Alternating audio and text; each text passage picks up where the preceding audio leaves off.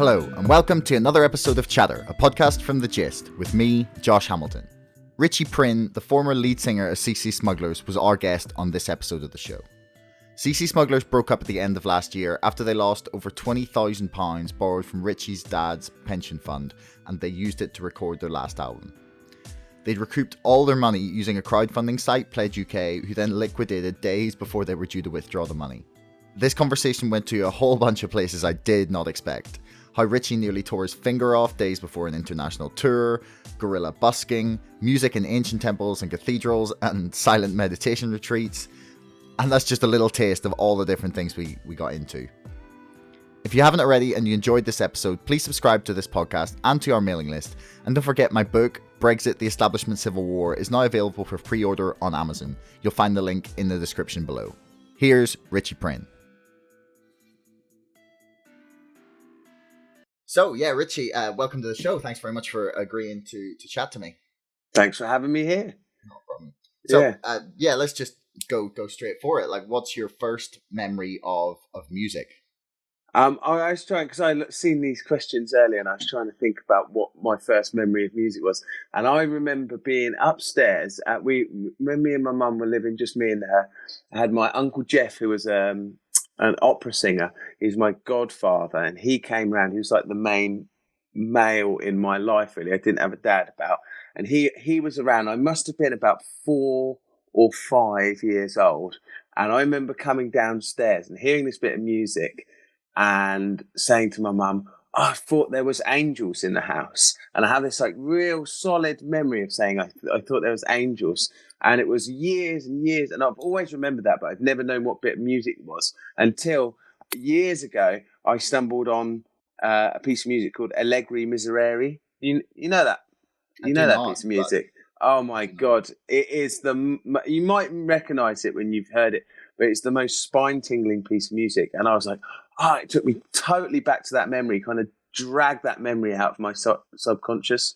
But I've always thought that I'd like to open a show with that piece of music. It's a piece of classical music, but if anyone who's listening to this has to go like Google that bit of music and have a listen to it, because it is one of the most amazing pieces of music that I think in all of human history. And it's a very old piece of classical music. That is a serious claim. It is a serious, but I'm serious. I would stand by it. And it's one of those. I wish you knew it, because you might understand what I mean. But it's one of those bits of music that I just think so. I don't know how many hundreds of years old it is, but I just imagine it being played in cathedrals and churches in the medieval times when people never heard music, and if they did, it was on like a lute or some sort of stringed instrument. And then to hear this choral piece of music, it must truly have transported people into thinking that there really was a God, and bringing people into a spiritual experience. Yeah, if you think about it, actually, like 500, 600, 1,000 years ago, if you went back, you wouldn't have had like big reverby rooms where you're having like live music with some sound guy sitting making sure everything sounds perfect and making sure all the levels are okay. You're not like hooked up to anything. All the acoustics were completely natural, especially in cathedrals and whatnot. It would have made it sound like so like ethereal and magic. Yeah, I hadn't ever considered that. Like, maybe that's why people like really believed in God, is because you walk in and you've got like this piano or an organ or something like simple at the back, but the way it like echoes around these monstrous cathedrals and make it seem like a dream. I honestly think that was the original propaganda. If you can create and also it's like arrangement as well. If you think that these classical musicians arranging things by pure maths, there would have been a tiny slither of the world's population who actually knew how to create real classical music. And then kind of nobody else would have been educated. It would have been 99.9% of the population wouldn't have been educated in those things. So I think it would have just seemed like true magic. I would love to have seen the effect it would have had on people. It would have been amazing to watch like Beethoven or someone who's considered like a real genius someone compared Matt Bellamy to what it would have been like to watch Beethoven. You know the way he's on stage and he's like flailing around. He just looks so dramatic. Like you can totally picture him in some like 13th century like courtroom with the king like applauding. Yeah, yeah. Well, honestly, if anyone's listening to this, for reference, listen to Allegri Miserere Deus. So Miserere, Miseredeus, and it will give you spine tingles, especially if you put yourself 400 years ago. I will 100% be trying that tonight. If you send me a link to it to make sure we get the right one, I will put it in the description for anyone listening. Okay, I will. Yeah. So what was the first piece of music you ever bought then? I didn't expect it to start talking about classical music straight away. But. Well, I was chuckling to myself when I was looking at these notes because I was like, oh my God, this is a contrast. So I would love to say to you, what was my first bit of music that I bought? I'd love to say, I used to go cycling down when I cut the grass and go to the market, and I used to buy Chuck Berry and Bill Haley and Elvis cassette tapes from the market, which is all true. And I would love that to be what I said to you right now. But if I'm going to be totally honest and in total contrast to what we were just talking about a second ago, I have to admit to you that my first cassette tape was, I bought two in the same shopping trip, and it was PJ and Duncan Psych and Mr. Blobby, the Blobby song. I'm sorry. Those are amazing. Oh dear. Yeah, but I remember absolutely moshing to PJ and Duncan Psych. Let's Get Ready to Rumble. That made me realise, music can be cool. Well, come on, like who doesn't get pumped up by that? Yeah, it is actually a banger. I defy anyone to stick that on in the morning, not find themselves like getting really ready for the day. I might try that. Exactly. Yeah, I had to listen to it. I was like, yeah, it is a banger. Because I'm always looking for new songs to get me in the mood when I'm opening up my bar in Austria at like 3:00 in the afternoon. I'm like, here we go again. Okay. Another day. Let's go. Come on, Josh. And I nearly always start with the same song, which is Sweet Dreams, Tennessee by the Last Shadow Puppets. I don't know that song. I just love like anything Alex Turner touches, basically, I will buy. And that song is just, I don't know what it is. It's just got this like really like monotonous rhythm that just seems to like jig my mind into starting. And that's a pump up tune for you, is it? I used to like Cowboys from Hell by Pantera. I used to sometimes listen. Have you ever heard of that? So it's like a real. That's like a real death, not death metal, but it's like. But I would listen on the way to a jazz club to go and play a jazz show to a sit down audience. I put Cowboys from Hell. Cowboys from Hell. It's funny what you need. Yeah, I always wonder sometimes what bands are listening to, like when they're in the green room. Are you listening to stuff that's similar to what you're going to play? Or are you sitting to stuff that's going to pump you the fuck up? Like, do you think Slash is sat in his green room listening to I don't know, like some Beach Boys acoustic hits or like something really chill, like completely like the antithesis of what you'd expect him to come out and play? He's listening to a bit of Chopin. I tell you what, I to be honest, I don't listen to a lot before a show, but one thing that I got into I kind of get into little habits. So I will go through phases of doing the same routine, and then every so often I'll sort of change my routine, and I'll do that for another couple of months. But I got into a habit of listening to sarangi music. You know sarangi? Mm-hmm. It's like kind of like a sitar. But because I have to do quite a lot of warm-ups. Traditionally, I would like lose my voice because I wasn't professionally trained singer. And we were doing a lot of shows. So I was like, I need to warm up. And then I kind of did yoga warm-ups and meditation warm-ups. And so green rooms are normally full of people in and out. Management are in there, people wanting to raid your drinks, your rider, and people wanting signatures. And so you've got like this busy environment, and then I'm trying to do yoga and meditation warm-ups before the show. So I just put my headphones in and playing like sarangi music or like a meditation track. So that's kind of what I would do. It was all about controlling the adrenaline for me. rather than, whereas when I was younger, I would be trying to pump up the adrenaline, but actually you want to tame the wild horses. That's what I learned after a little while. Save it for when you get out on stage and let it all come out. Yeah, but also be in control of them. The adrenaline is you need the adrenaline, but as a youngster, I used to just turn it up full, and I'd be a bit out of control, and I wouldn't be in the zone. So as I got older, I was trying really hard to tame that adrenaline and kind of use it to my own needs, rather than it just being totally maxing out and splurging out all over the place. Would you say that's made you like less energetic on stage? No, it's made me just more in control. It's like the energy goes where I want it, rather than flailing around all over the place. And also as well, when you're trying to address an audience as well, you don't want to be like rambling at them. You need to just say very little, be precise in what you're saying, be able to. Your cognitive process is stretched along a lot of things. So you've got to be listening to the drums, you've got to be listening to all the instruments, you've got to be kind of taking on board what people are shouting at you from on stage, taking on board what the audience reaction is like and what they seem to need. So cognitively, you've got to be firing on all cylinders. The last thing you want to be doing is being totally out of breath and panting because you've just burnt yourself off. How do you have like a specific practice that you use to control that kind of adrenaline? Is it just like mindfulness meditation, or like, what do you use? Yeah, I mean, it like I say, it's sort of it has evolved over the years. But I did a course. It's a course called Vipassana.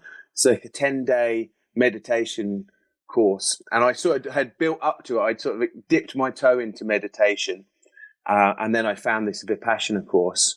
And maybe a year and a half before I went on it, I gave up all drugs. I would occasionally have a drink, but I gave up smoking weed and tried to really, and that was all in that direction of trying to keep control over myself and my life. And then I was sober for about a year and a half, and that was the peak of my sobriety, really, was doing this Vipassana course. And that's like a silent 10 days of silence, no eye contact, no eating after 11 a.m., get up at 4 a.m., 10 hours of meditation a day, and you're being coached. It's like ultimate boot camp meditation run by this kind of Indian guy who he's dead now, but he's like all on video, and there's a lot of chanting, and it's almost cult-like, but it isn't. There's nothing cult about it. It's just pure meditation training, but and discipline training. So that was kind of the pinnacle of where it was heading. Yuval Noah Harari, the guy who wrote *Sapiens* and *Homo Deus*, and he does like that. I think like a 60-day yearly like silent meditation retreat. I would imagine that's Vipassana. I would imagine that they do. I know that they do longer than 10-day courses as well, 3-month courses and stuff. What triggered you to like find that or look it up, or was it someone that recommended it to you? Or I don't know. Do you know what? I don't know, but to me, it's a natural progression. Once you start trying to get control over yourself, then it's just a path that you follow down. And in terms of Vipassana, they call it Dharma. That's the path of Dharma, and you follow it. And it's never like, oh, I've done that course now, so I can do it. It's just a learning process that goes on through your life. But I've been a weed smoker from 4 years. I was 14 years old, and I started smoking weed at school, and I smoked every day until I was 29. And so for me, that was my meditation. That I would smoke weed to calm down and focus, because I mean, I don't want to get too off the track, but that's all right. Go for it. Like, this is what podcasts are great for. Yeah, well, I have a thing called dyspraxia, so it's a learning difficulty, I think, but it's also it's a physical thing. So it's your motor skill. I'm like really kind of uncoordinated, my balance and and motor skills, they're all affected, but also it affects your sequence ability and your organization and stuff like that. So I think at school, I never knew that I had that, but I struggled. And actually, from age 14 up to A levels, I used smoking weed to be able to calm down and focus. And then all of a sudden I found that I was able to smoke weed and focus in on one subject and really throw everything into it. And I used weed to pass my GCSEs, to pass my A levels. I did all of my exams stoned. A lot of my teachers knew that I smoked weed and sort of encouraged it because they were like, "Oh my God, he's finally concentrating." My for sure, my art teacher, I mean, I wouldn't want to get anyone in trouble, but I'm definitely not going to say any names. But for sure, my art teacher was like, "Do what you need to do. This is working. Do what you need to do." Yeah, just get through it. Because all through my school life, people were like, "Oh my God, he's got so much potential, but he never sits down. He never stops talking." It's because I had all these issues that were totally undiagnosed. It was in the last year of my A levels that I got diagnosed with it. But I'd already found a coping technique. But problem with drug abuse is there's no long-term solution. No. And it sort of unraveled and the positives kind of diminished and it's the same. If you do anything, like almost anything every day, the positive side of it is going to diminish, aside from something like meditation, essentially. Yeah. Was there a moment that made you decide, okay, I'm going to go completely straight edge here? Or was it just like part of that natural progression that you were talking about? No, there was a moment. It was a creeping sense for years that, oh, this is not good. I need to give up. And it sort of brought out some bad elements of my psychology. So things that were in there, it sort of brought up paranoias and jealousies.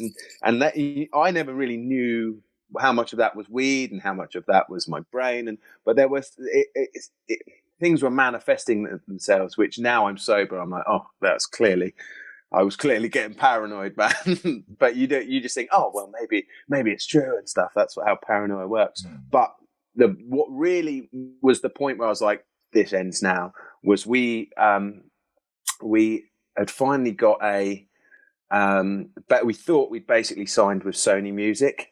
And my manager had gone into the offices at Sony and they'd shook her hand and said, "Yep, we're going to sign it. We're going to sign you guys." And she came and said, "Oh, we've done it." And I said, "Yeah, but I know how the record industry works. Like, we've not signed. I'm not going to allow myself to get excited." She was like, "Honestly," he shook my hand and said, "It's done." She said, "Go and tell your mum you've signed a record deal." I was like, well, if she's being like this, she's pragmatic, and she's telling me to tell my mum, we've done it, man. We've literally done it. I was like, celebrating, brilliant. Told my mum everything, and then part of the deal then was we still needed to offer them a whole bunch of demos. I basically needed to write an album, so they signed it, but they needed us to write it. And I sat down at the desk, and I was getting to the point where I was sort of having a smoke in bed before I got up in the morning, and that would get me excited to get up in the morning.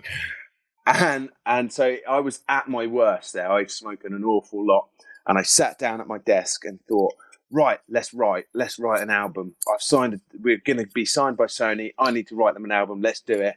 Sat down, and I was like, it must have been 10 in the morning, and I was like, I'm too stoned. I'm too stoned to write. And I remember at that point saying, this has gone too far. There is not an amount of time in the day where I'm not too stoned. And that's when I realized, because I'd always said, I need it to write. I need to stay focused and to be creative. And when I finally realized that had gone out the window, then I was like, this ends now. And that was the fact that I had this record deal looming over me, and I was my weed intake was going to mess it up. Then something clicked in my brain, where it was something that you like really you'd worked and had wanted for that long for something, probably as long as you can remember, almost. Yeah. So, And the whole thing came crushing. The whole way I legitimized it, I need it to be creative. That was the one thing that, no matter what else happened, I needed it to be creative. And that was what I based my personality around. That thing crumbled in front of me, and then I had nothing. I had no way to legitimize it. Well, I'm very glad you did, and that you managed to write that album.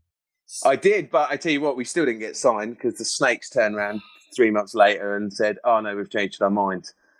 Yeah, damn record industry. Well, the music industry is famously ridiculous. Yeah, I think everyone believes it's maybe a bit like Entourage, which would would be amazing if that's how the world worked. But I don't think it's quite that simple. But it truly doesn't. Speaking of this record, how did you form CC Smugglers? Like, where did you meet your bandmates? What age were you when you give me the story? Okay, so I mean, depends how far you want to start, really. But I mean, I got my first guitar when I was 12. That was an acoustic guitar. Then, so 12 years old, I was still a little boy, kind of innocent young lad. Then I went up to upper school, and I think looking back, tried to remodel myself. And that came with thinking when I was at school, I'm 34 now, when I was at school, if you like rock music, you were a grebo. That's what everyone in my school, and I was like, well, I suppose I'll better be a grebo then. And that was like, got in with the bigger boys, and they're like, oh, you don't want to play acoustic guitar, you want electric guitar, let's make a rock band. Yeah, obviously. So I was like, right. yeah. And I was like, this was me blossoming into this this was me trying to, like, I want to be an adult, and I was like breaking away. And so I got an electric guitar. Who was your favourite band? I had a Korn hoodie. Nice. Weirdly, actually, I listened to Korn for the first time probably in at least 15, probably 20 years.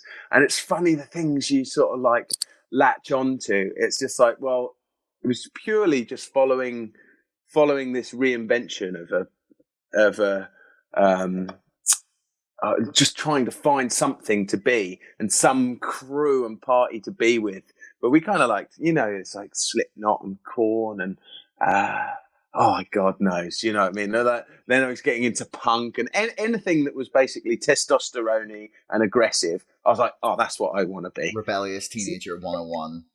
Exactly. See, I regrettably never had that phase. Oh, you didn't? Like, I mean, I liked my scene, indie music, but I was never that angry teenager. Yeah.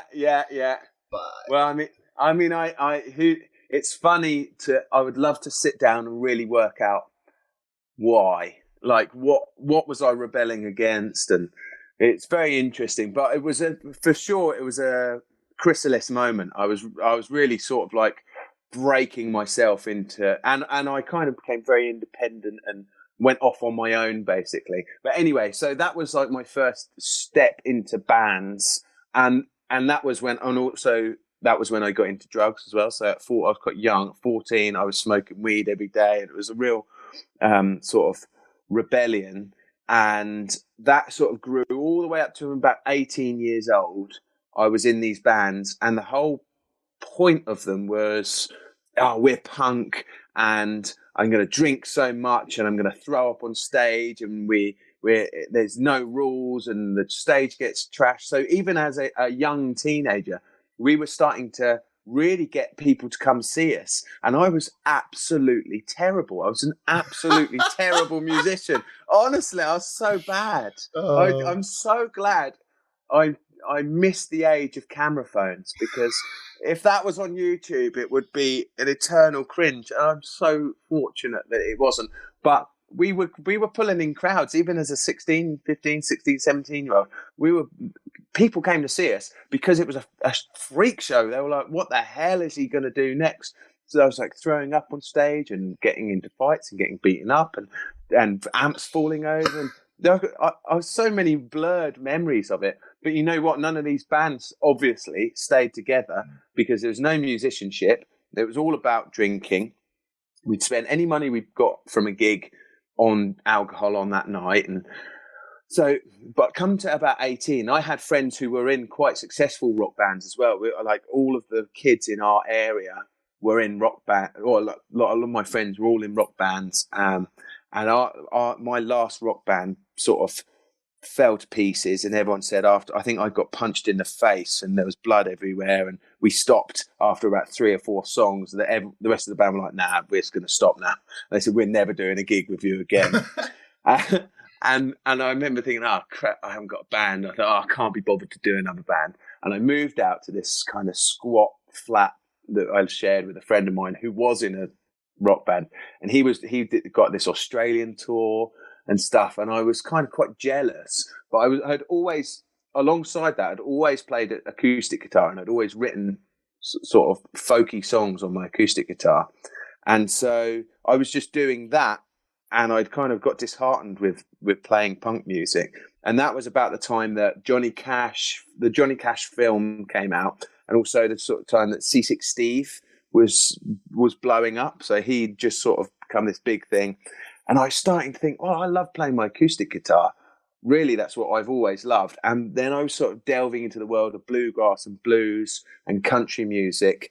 And I thought, okay, well, I'm going to just go out and I'm going to start busking, and I'm going to write blues tunes and country tunes, and I'm just going to be on my own. I'm going to do busking. So when I moved to this squat, there was a train station. I'd always grown up in the countryside, but this place that I was living in was down the road from a train station. So I would get on the train with my guitar and go and sit in Cambridge. It would cost, I can't remember how much it would cost, like however much money to go to Cambridge. And I could sit there and I could play all day, and then maybe come back with 50 or 60 quid. And it was just the most, like, I felt so free and empowered by the fact that I could do this, that I started getting quite addicted to it. And I was going busking. And then I thought, I want to get some gigs, but I needed a record. So I went in with a friend of mine, and I had to do some fairly illegal activity to raise £500 to make this demo, which I managed to do. And he knew. I said, "Look, I've got this plan. I won't tell you what the plan is, but that was just you sticking to your punk roots." Yeah, I mean, I was a tearaway. I was a tearaway back then. And I remember telling this guy, I approached him. I approached him and said, "Look, I want to do a demo. How much would it be?" "Okay, it's going to be 500 quid. "Okay, well, I've got this plan. And just let me do this plan, and I will get 500 quid, and then let's make a demo." And I think he thought, I think he just fell in love with me after that point. I came back 3 months later with this clutching this 500 quid. And I've worked with him all my life since then. His name's Nick. Because we just got such a bond. I think he thought, this cheeky little bugger, but he cares so much. And so we made this demo, and he said, he played some double bass on it and played some lead guitar. And after that, I just wanted to recreate that sound. So I thought, where can I find a double bassist and a guitarist? And I reached out to a couple of friends of mine from school who were traveling Australia, and said, "Look, check out these tunes I've made." And I knew that one of them had learned guitar just before he'd left for traveling. He'd learned guitar, and everyone was like, "Oh, it's amazing how quickly Ryan picked up the guitar." So I sort of messaged him on MySpace back in the day, and they had obviously got to the point where they were ready to come home. They'd both been playing guitar as they were traveling around. So they came back off their travels, and we formed a band. And that was the 3 main members of CC Smugglers. So that was, long-winded way around it. That was how we kind of blossomed. Wow. Okay, so then I assume you got some gigs, but I just want to go back very briefly. Was that your first time busking when you started going to that train station? Was that the first experience you'd ever had of that? Yeah, that was maybe 2 years I was doing that, or a year and a half, 2 years. But that was the first busking that I'd done. What do you think it is about busking that gives people that confidence? Because I've heard that a lot, where someone says, for example, Ed Sheeran was like, "Look, I was shit. I was so shit." And like, maybe it's something with gingers and busking. I don't know. Like, what do you think it is that like gives people that confidence? Is it just the practice and the kind of, you just put yourself out there? You know what? Yeah, you know what? There's a few elements to it. One is that you're actually putting in a lot of hours. If you're going to sit there and perform all day, there's not many gigs that are 6 hours long. There's not many rehearsals that you won't sit down in your bedroom probably and practice to a performance level for 6 hours straight. So just as far as time, that will improve you. You'll also realise the main thing about busking, I think, is that people are walking past on a busy street. Every so often, someone will stop and listen. And then even more rare, they'll stop and listen, they'll put their hand in their pocket and they'll put some money in the case. And that every time that happens, it's a bit like training a dog. As soon as you get a biscuit, you think, you have to remember, what did I do to get that biscuit? And then that dog starts getting trained, and that's what you're doing. So, and I think that was where I really developed my performance skills, was when I think I realized, consciously or subconsciously, that the main thing about performance is connecting with the person as they walk past. So it's as much about the song as it is making eye contact and smiling and looking approachable and talking in between the songs and explaining what you're doing. But I mean, the performance as well, the actual the songs. It's all about, if you can't get that person to stop and you can't get them to interact, then you're not quite doing something right. And I think that any musician who goes out there, it's effectively the great leveler. That's what someone I look up to called Ketch Secor in Old Crow Medicine Show. He described it as the great leveler. The curb is the great leveler, because it doesn't matter how famous you are or how talented you are. If you stand on that street corner, no one knows you, no one cares, people are on their way to work. If you can get them to stop, you're doing something right. If you can't, something's missing. I could not agree more. There's two things that actually spring to mind. Is that, first of all, the Beatles said that the reason that they thought they became so great was because they spent, I don't know how much you know, like I'm a bit of a Beatle head. Like I remember watching all the anthology DVDs when I was a kid, and I've got like this big, like several books about them, and Paul McCartney's like 2 of his autobiographies. Can't even tell you why, because they're not one of my favorite bands. I just feel like they're so important to music that you like. Yeah. I don't know, when I was about 14 or 15, I just dedicated myself. I was like, right, I have to understand the Beatles. Like, your favorite band, they love them, you have to understand why, Josh. Nice. Because like, Oasis was my favorite band at 14, so I was like, they love it, why, what's so great about it, and like forced myself to understand why they were great. And like, no, I'm really glad I did that. But they said that they went, before they blew up, and they played as like a gig-in band in Hamburg for sometimes like 6 or 7 or 8 hours at a time. Just like, they'd have to play like the whole way through the night in like Reaper band clubs. And there was one in particular that I can't remember the name of. But they said that they really felt that was the thing that made them great. So there's definitely something in standing for 6 hours, because like you said, I wouldn't sit and practice for 6 hours. Even when I was gigging, like just doing like restaurant gigs, I would have literally practiced for 30 minutes and then played for 4 hours. Yeah. It's completely different. You got the band together, the 3 main members, and then do you want to take us in like, I don't know, 5 to 10 minutes from there to the band splitting up? Yeah. So I mean, okay, so let's condense it. We've probably spent 5 years playing pubs and clubs and trying to get on the festival scene, and that included busking. So I kind of knew that busking had done a lot for me, so we kind of took the band out. And actually, when we had 6 musicians on the street corner, we realised that that made a lot more money, and we were making maybe 500 quid for 4 hours performance.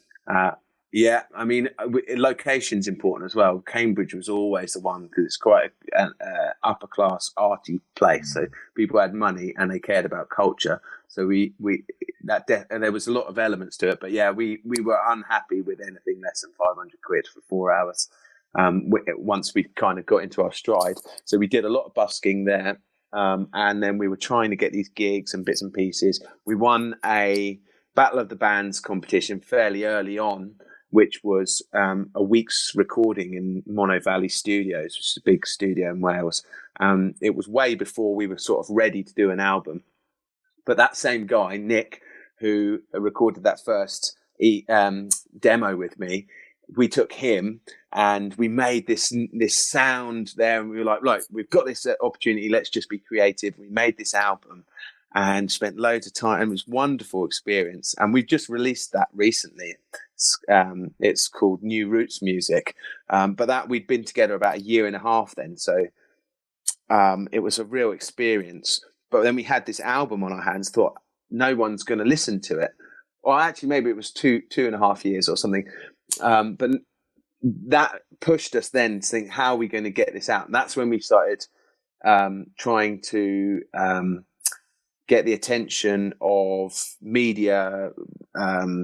We decided to get a PR agent whose job it is to get you in magazines and stuff, because we wanted reviews for this album. We didn't really know what we were doing, but we heard that PR agents get you reviews in magazines.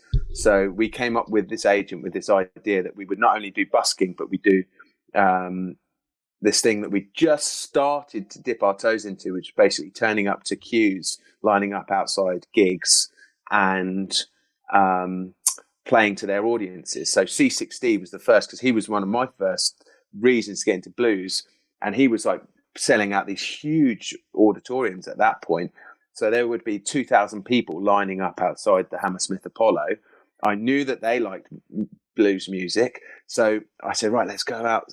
They'll be standing out there. So we got our stuff. We busked to the audience saying, we've got an album coming out here. It's handing out leaflets, add us on Facebook and stuff.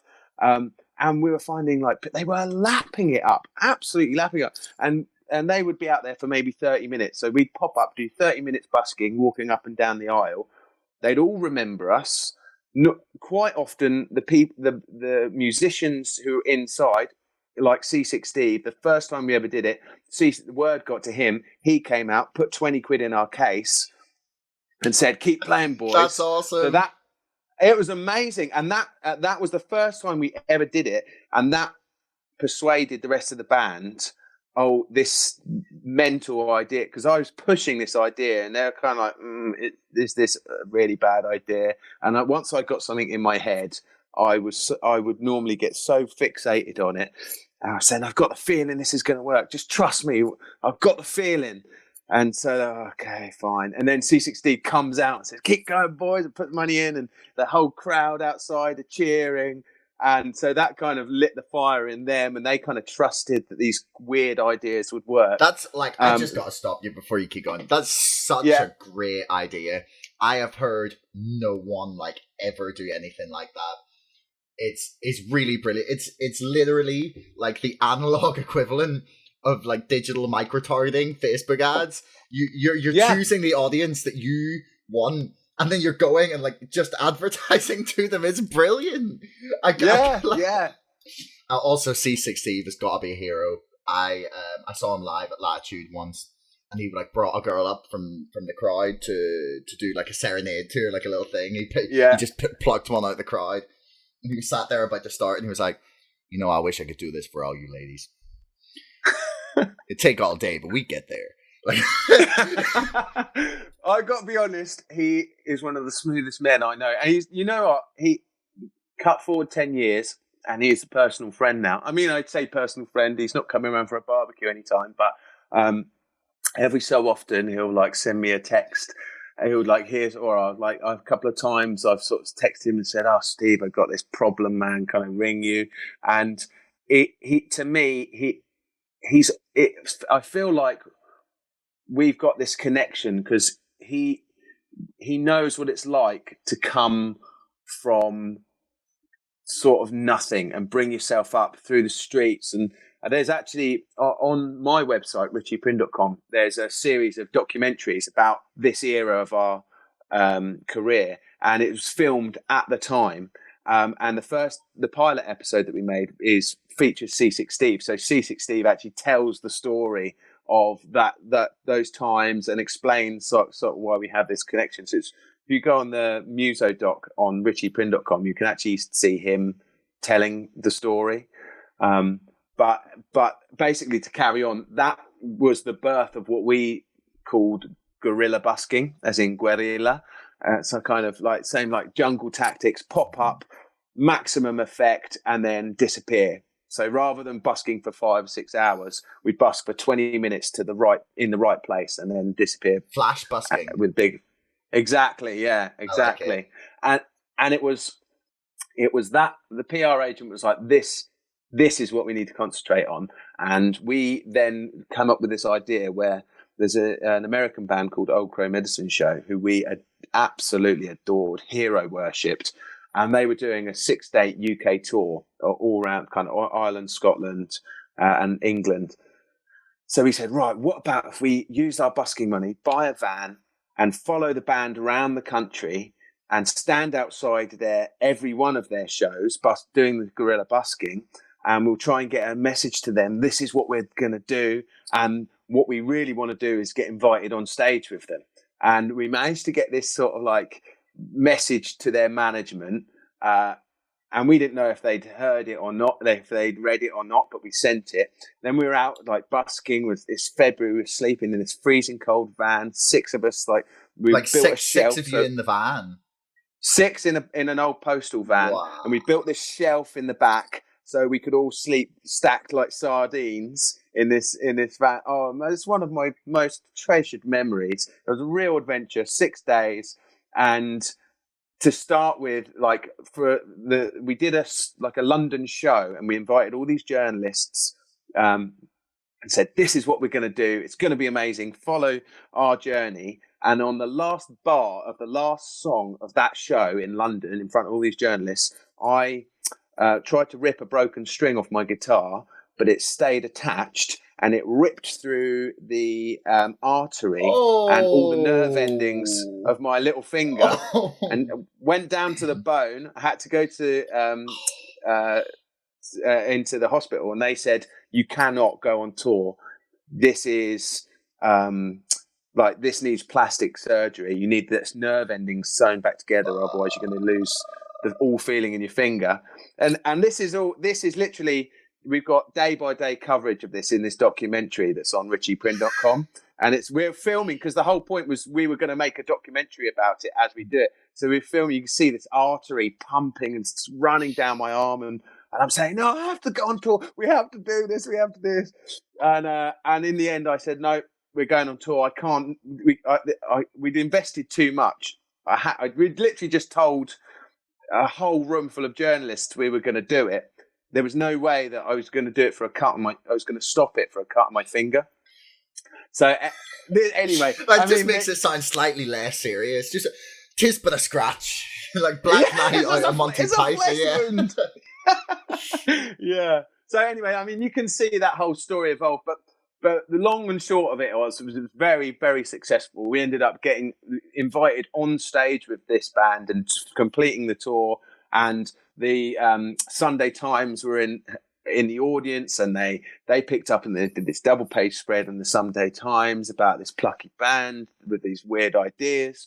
And then off the back of that, we signed a management, and then from the back of that management signed us with an international touring agency. And then the next 4 or 5 years, we just developed this reputation for being just a killer live band. We played like Montreux, headlined a stage at Montreux Jazz Festival. And you got to remember, 4 years before, like, we were just learning guitar. We were just sort of we were blaggers, man. With the whole time we blagged our way into gigs, into it was totally blagged. And then we're headlining stages at the biggest jazz festivals of the world, and we played dozens of countries all over Europe, supported Bruce Springsteen. It was just a dream come true.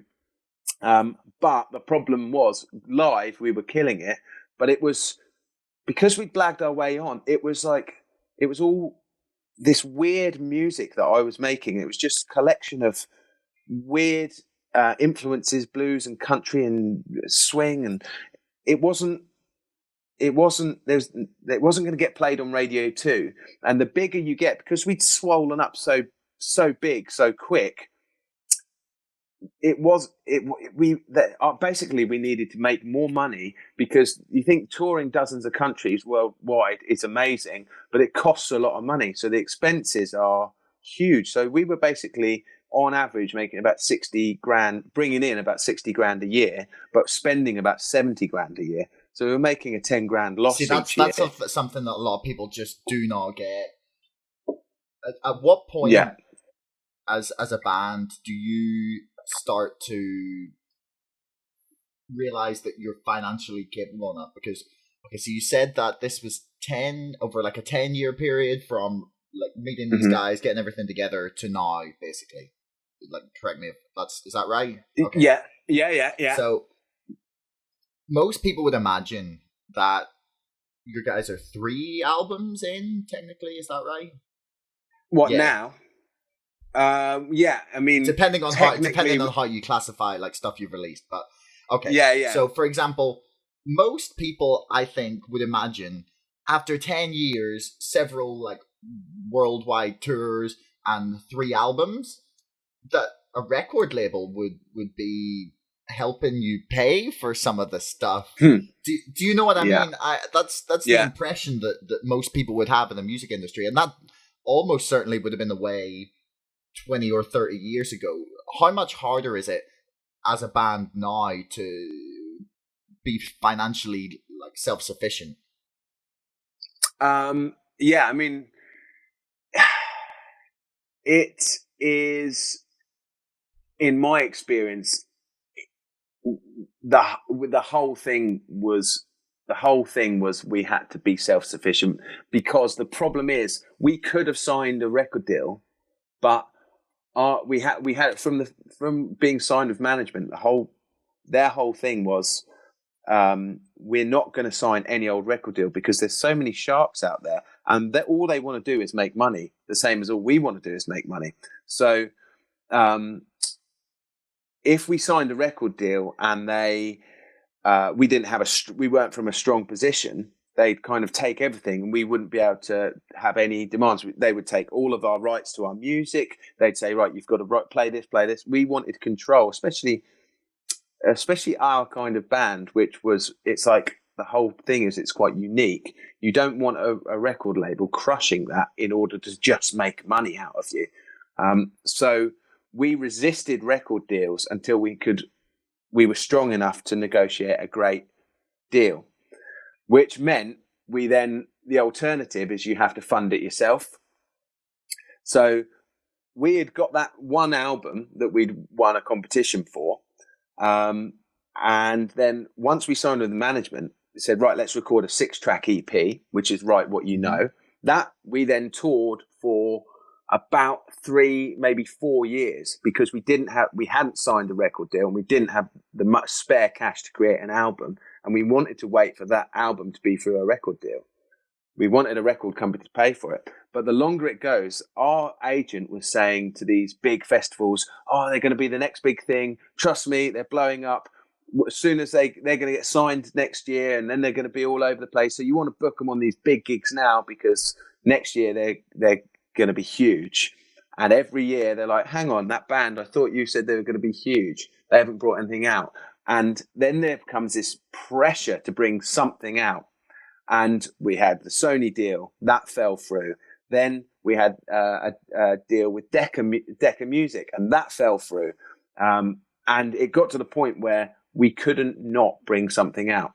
And that's when we went back to crowdfunding to bring the music out. So it was for creative control that you chose to do that? Yeah, it was. I think creative control was why we didn't sell ourselves short to begin with, yeah. Okay, so then you went to Pledge UK, unfortunately, for yourselves. Yeah. And do you want to give listeners an idea of what happened there? Well, I mean, yeah, we did it twice. The first time we did it for the EP, and that was a huge success. And we saw the positives of it, which was not only just being able to get some money. That's actually sort of probably not the main thing. The main thing is that it brings an audience in and engages with them. So our whole thing was that we wanted our fans to feel like it was as much theirs as it was ours. So that really worked with the first EP. And even now I feel like we've got a cult fan base who they have ownership over it and they really care. And that was why we went back to crowdfunding the second time, because there was a huge advantage to that. But the problem was that company had sort of disintegrated. They were creating this illusion of being still very successful and very dominant in the industry. And actually, they'd been taken over by sharks from America, corporate sharks who had, I guess in my opinion, allegedly, but they had drained the company of all its worth, paid themselves millions, their personal salaries, probably 4 or 5 of these corporate guys paid themselves millions year after year, drained every penny of all of the money, and then finally admitted that it had all gone to pot. The company had no money, and they liquidated owing $7.5 million to artists and fans around the world. Is there like a lawsuit or something going on at the moment to try and is there any like recourse at all for you? No, I think I don't know if you've ever heard of something called a Ponzi scheme, but yes, unfortunately, yeah. That's basically, in my opinion, that's what it was. It was, they knew what they were doing. These people, they know how to act within the law. Ponzi scheme isn't technically illegal. It's just very definitely immoral, and it's financial corporate manipulation, and they knew exactly what they're doing. Oh, that's really quite depressing, isn't it? Yeah, it's a scam, man. It says they scammed a global industry. But in more positive news, you have now put together this bundle. Would you like to tell me about that and tell my audience about the bundle? Yeah, I mean, well, we finished it after 10 years. Once that happened, we had exhausted ourselves as musicians. We'd been going so long. We'd not paid ourselves a penny. Everyone was exhausted. We'd been racking up losses personally for 10 years with the promise of, when we finally make this album, we'll put ourselves into profit and we'll be able to function. And people had grown to, we were like in our 30s now. People had houses, they wanted to pay themselves. And when this album sunk and all of a sudden we had 30 grand's worth of debt, which incidentally, me and my dad had invested personally in. My dad was doing all our accounts. He'd invested in it, and then we lost the money. I didn't have the heart to say to the lads, look, this is going to take us another three years of working for free to get this back. No, everyone was exhausted. We'd had a really traumatic loss personally between our friendship group as well. So basically, we called it a day. Our last gig was in December 2019. And I promised, on our last tour, I promised every audience member and myself and my dad, I promised them all that I would not stop until I had raised every single penny of that back to my dad, because it was personal. And he put that money in. No one expected not to get the money. We could see it in the account. We'd raised 20 grand with this company. We could see it in the account. And overnight, it went to zero. That was my dad's pension, man. He's 71 now. So I will not reform a band or this band. I will not get back on stage in that sense until I've got that money back. I just, A, can't afford to pay anybody, and B, morally, I just can't do it. So that's what I promised everybody. And we sold off some assets. We put the last tour profits into it. We ran sort of a kind of crowdfunding thing where I just invited people to pay what they wanted for these 3 albums. So the 3-album bundle, it's a live album from our last tour. It's the New Roots album, the very first one that we recorded on when we won the competition that I was talking about earlier. And also another album of demos and ideas from over the years. So it's 3 albums of music that people haven't heard. And we sold it just on download only for 30 quid bundle. And our fans came out in force and downloaded this bundle. And over the space of, what is it now, maybe 9 months since we split up, we've made about 20 of the 30 grand that we lost. That is fantastic. It's pretty sweet, isn't it? It's pretty sweet. I'm a realist when things like this, and it's like amazing, and I'm so proud, and and I think that comes back to how even on our live shows we've always tried to include the audience. It's not about us performing to them; it's a group effort. Even the live performance, we would always involve the audience, and I feel like they bled with us. They laughed with us and they bled with us, especially at the end. And they came out in force, man, and supported it. But as I say, I'm a realist, and this last 10 grand, people have given all they can give. And especially now, the industry has further imploded with this coronavirus and stuff. Every musician I know has lost everything they have. I don't feel that I can be just plugging, saying we need more money, we need more money. We're still pushing these 3 album bundles, and it's still trickling in. But as far as our fan base, we've wrung them like an old cloth. That I can't just, the only thing I'm talking about is we need more money, we need more money. So those albums are still there. But I'm kind of changing my tack in as much as this isn't my only drive to sell those albums. I'm actually creating a new album now with a friend of mine, and we're taking all of our old Smuggler songs and remixing, like kind of electro swing music. Yeah. I've got all the stems, and we're spending however long it takes, but we're creating like an electro swing album out of old Smuggler stuff. And that sounds fucking cool. Mate, it's great fun to hopefully get to hear some of that at some point. Yeah, and it's great for me because it's like I'm finally getting to be creative without feeling like I'm moving on and abandoning my cause. So the idea is that I want to give more. You can't just expect money for nothing. And that's why we brought those 3 albums out. And I particularly the live album, which is the live album of our final tour at our absolute peak. I'm so proud of that music in that bundle. And if anyone hasn't heard it and is interested, please go to ccsmugglers.com and check it out. And you can pay what you want for that, because I'm proud of it. But I'm not into handouts. Like, you have to give back. So that's why I'm changing tack. I'm creating some more stuff, and it's a slow process. I'm also going to go back to care work, which is what I've always done since I left school. I've always had a bit of care work on the side. I'm going back, and I'm going to just create some money through that, and I'm going to just start funneling that back to my dad as well.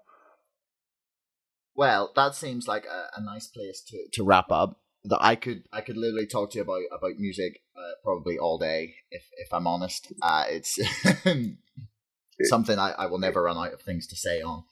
But it's been an absolute pleasure. I really want to thank you for chatting to me. Oh, mate, I appreciate taking the time. Let me waffle on, and I've enjoyed it, man. Yeah, no, it's been really fun. Definitely one of the most fun episodes I've done so far this year. Oh, there you go. We can put that on the grave. Well, you see, as much as some of my episodes are really interesting, I spent quite a lot of time interviewing a lot of people about politics because that's what a book I was writing was about, and it meant that they were all very serious, boring conversations that were super interesting, but just sometimes not that, I don't know, entertaining for me. I find them really fascinating. I would say that most politicians don't throw up on stage whilst in a drug-infused mess. No, I'd say probably not. But who knows these days? Can you see Boris throwing up on stage? I kind of can. I don't know. I can, yeah. I mean, I wouldn't put it past Trump's PR team. But I will let you get on with the rest of your day. I have my friend's birthday to go to. Thanks so much for listening. If you enjoyed this episode, don't forget to subscribe to the show wherever you get your podcasts, and follow us on Facebook or Twitter or on our mailing list to get updates whenever we put out a new show. Until next time, thanks so much for listening.